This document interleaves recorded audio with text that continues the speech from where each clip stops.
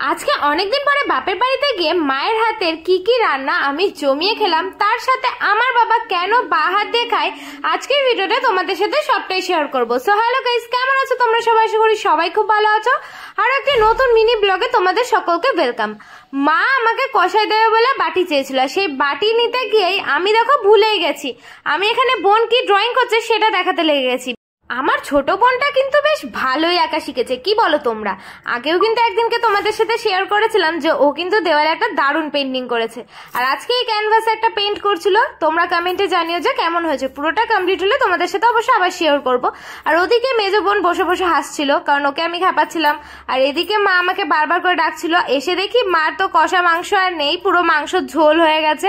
আর তারপরে মা সবার প্লেটে ভাতও বেড়ে দিয়েছে। মানে আমি দেখো বোনের ড্রয়িং দেখতে দেখতে এদিকে যে কষা মাংস খাবো সেটা আমার মনেই ছিল না।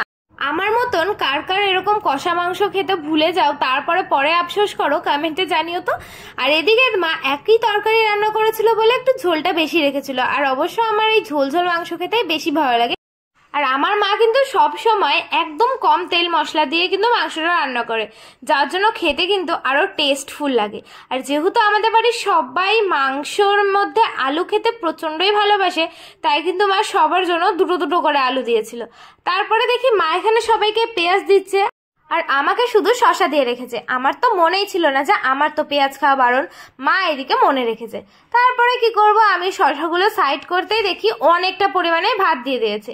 এরকমই করে, আমি বলি খাবো না কিন্তু জোর করে ভাত দিয়ে দেয়। তাই সেখান থেকে অল্প ভাত তুলে কিন্তু বোনের প্লেটে দিয়ে দিয়েছি। আর অমনি বকা খেয়েছি যে বোনও নাকি অত খেতে পারবে না, তাই দেখো বোনের প্লেট থেকে তুলে রাখছে, অথচ আমি বললে আমাকে খালি বকা দেয়। তারপরে আমি সবার প্লেট দেখছিলাম যে সবাই পেঁয়াজ খাচ্ছে, শুধু আমিই খেতে পারবো না, কারণ আমার মাংসের সাথে পেঁয়াজটা এত ভালো লাগে। তারপরে যে বাটিগুলো নিয়ে এসেছিল ওগুলোতে তো আজকে আর কষা মাংস খাওয়া হলো না, তাই আমি ওই মাংসের ঝোলটাই এর মধ্যে ঢালছিলাম। আর আমার চোখে কিন্তু একটা ছোট্ট লেগ পিস মতো পড়েছে, সেটা কিন্তু আমি নিয়ে নিয়েছি। তারপরে এই যে আলু নিয়ে নিয়েছি, কারণ আলু আমার প্রচন্ডই ফেভারিট। আর এই যে যেই মাংস তুলতে যাবো অমনি কিন্তু একটা দেখি স্টোমাক রয়েছে, তারপরে দেখি আর একটাও স্টোমাক রয়েছে।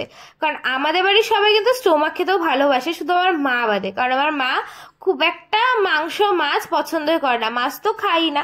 যাই হোক, দেখো আমি কিন্তু আমার বাটিটা বেড়ে ঠিক নিয়ে নিয়েছি, আর ওদিকে কারোর বাটি আর বাড়িনি। দেখো আমি কিন্তু তরকারি ঝোলটা পুরোটাই ঢেলে নিয়েছি। আর ঝোলটা ঝাল হবে না একটু মিষ্টি মিষ্টি হবে আমি জানি না, কারণ আমার মা আজকে অনেকটাই লঙ্কা দিয়ে দিয়েছিল। তো আমি একটুখানি খেয়ে দেখবো যে কেমন হয়েছে। মা বারবার জিজ্ঞাসা করছিল খেয়ে বলতো যে ঠিকঠাক আছে নাকি সব ঝাল টাল। তো আমি তো মাখতেই পারছিলাম না, কারণ যেহেতু প্রচন্ড গরম ছিল, এদিকে তরকারিও গরম ভাতও গরম। অনেক কষ্টে একটুখানি মাখানোর পরে কিন্তু ফার্স্ট বাইটটা খেলাম, আমার তো জাস্ট অপূর্ব লাগলো। আর এমনি তো মায়ের হাতের রান্না তো সবসময় ভালো লাগে। যখনই হাতটা দেখিয়েছি না যে খুব সুন্দর রান্না করেছো আজকে, মা তো প্রচন্ডই খুশি হয়ে গেছে। তোমরা কে কে এরকম বাড়িতে মায়ের প্রশংসা করো আর মা খুশি হয়ে যায় আমাকে কিন্তু অবশ্যই জানিও। তারপরে এখানে আমি মাংসটা খাওয়া শুরু করে দিয়েছি। তারপরে মা আমাকে বকা দিয়েছে যে নিজেই খেয়ে যাচ্ছি, সবাইকে দে। তারপর আমি সবার জন্য কিন্তু এখানে প্লেটে দিয়ে দিয়েছি তাড়াতাড়ি করে। আর বোন দেখো ও হচ্ছে ফোন দেখতে দেখতে খাবে বলে, যেহেতু আমি ভিডিও করছি তাই ও কিন্তু ওপরে বসেছে। আর আমি যেই ওকে দেখাতে গেছি ও তো প্রচন্ড রেগে গেছে, কারণ ও সবসময় এরকম রেগেই থাকে। তারপরে মাকে বললাম যে তুমি একটুখানি খেয়ে বলো, রান্না তো হেব্বি সুন্দর করেছে, বা তুমি খেয়ে বলো যে তোমার কেমন লাগলো। মা তো প্রথমে একটুখানি মাংসটা খেয়ে বললো খুবই সুন্দর হয়েছে, মানে নিজের রান্না খেয়ে নিজেই প্রশংসা করছে।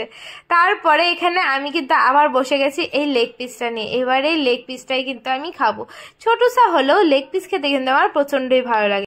অবশ্যই এটা লেগ পিস ছিল না, এটা ডানার পিস ছিল। যাই হোক, আমি তো এখানে মাংস বসে বসে খাচ্ছিলাম আর মাকে বলছিলাম যে সবাই মিলে একসাথে বসে খাবো, কারণ অনেকদিন পরে এসেছি। তাই আমি ছোট বোন আর বাপিকে কিন্তু তাড়াতাড়ি ডেকে নিয়েছি। এখানে আমার ছোট বোনও এসে খেতে বসে পড়েছে। আর ওকে আমি বলছিলাম যে তোর কেমন খেতে লেগেছে তাড়াতাড়ি বল। এদিকে ওর ড্রয়িং কমপ্লিট হয়নি, ও তাড়াতাড়ি করে খেয়ে দিয়ে তো বলছিল আমি ড্রয়িং করতে যাবো। তারপরে বাপি এখানে খেতে বসে পড়েছে। আর অনেকে জিজ্ঞাসা করে যে আমার বাপি চামচ দিয়ে কেন খায়, কেন ওই হাতে খায় না, ওই হাতে কি হয়েছে, অনেকেরই কোয়েশ্চেন। এই কথাটা আমি কিন্তু আগেও দুবার ভিডিওতে বলে দিয়েছি, তাও জিজ্ঞাসা করো, তাও আজকের ভিডিওতেই বলে দিচ্ছি। কারণ আজ থেকে 7 বছর আগে বাপির হট করে একদিন স্ট্রোক করে, আর স্ট্রোক করার পরে এক পাশটা পুরো পড়ে গেছিল। তখন থেকে কিন্তু ওই পাশটা পুরো প্যারালাইজ, তাও তো এখন হাঁটতে পারে, আগে তো হাঁটতেও পারতো না। তো অনেক কষ্টে রিকভারি হয়েছে এটুকুই, তাই ওই হাতটা দিয়ে কিছুই করতে পারে না, তার জন্য এই হাতে খায়। আর কিন্তু কেউ জিজ্ঞাসা করবে না, আমি বলে দিচ্ছি এই হচ্ছে লাস্ট টাইম। যাই হোক, তারপরে বাপিকে আমি বললাম যে তুমি একটুখানি খেয়ে বলো যে তোমার কেমন লেগেছে। বাপি তো সবসময় মায়ের রান্না খুবই ভালো লাগে, মায়ের খারাপ রান্না হলেও মাকে সবসময় বলে যে খুবই ভালো হয়েছে, যাতে মা সবসময় খুশি হয়ে যায়। মাকে বাপি কোনো সময় কষ্টে রাখে না। আর তারপরে বাপি মাখাতে পারছিল না বলে মা কিন্তু এখানে মাখিয়ে দিয়েছিল, আর এমনি টাইমে না হলে আমরা নাই বোনরা এরকম মাখিয়ে দিই। তারপরে কিন্তু এখানে বাপি চামচ দিয়ে খাওয়া শুরু করে দিয়েছে। তারপরে আমি চলে এসেছিলাম আবার আমার খাবারের দিকে, আর আমার প্লেটে কিন্তু একটা স্টোমাক পড়েছিল। আর এই স্টোমাক খেতে আমার দারুণ লাগে। তোমরা খেতে কে কে ভালোবাসো অবশ্যই কিন্তু কমেন্টসে জানিও। তো যাই হোক বন্ধুরা, আজকে ভিডিওটা কেমন লাগলো অবশ্যই কমেন্টে জানিও। ভালো লাগলে লাইক শেয়ার করে দাও। তোমাদের যা কোশ্চেন ছিল সেটা কিন্তু আমি এই ভিডিওতে বলে দিয়েছি। তো আমার পেজটা ফলো করো। আজকের জন্য বাই, দেখা হচ্ছে নেক্সট।